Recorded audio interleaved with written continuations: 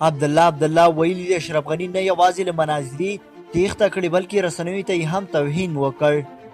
د ډاکټر عبدالله په مشرۍ د ثبات او همپالنې ټاکنیزې ډلې په یوې اعلامیه کې ویلي دي چې د تېرې شپې آریانا نیوز په مناظره کې د محمد اشرف غني نه ګډون د هېواد رسنیو ته سپکاوی دی.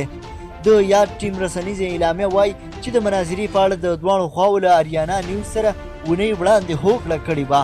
او د مناظرې له پیل شېبې وړاندې محمد اشرف غني ګډون ونه کړ چې د تېښتې په معنا ده او همدا ډول د رسنیو پر وړاندې سپکاوی او توهین دی. اعلامیه کې ویل شوي دی چې د محمد اشرف غني نه ګډون ملت ته د حساب له ورکولو ویره، د پوښتنو نه ځوابونو او د برنامې نه شتون و.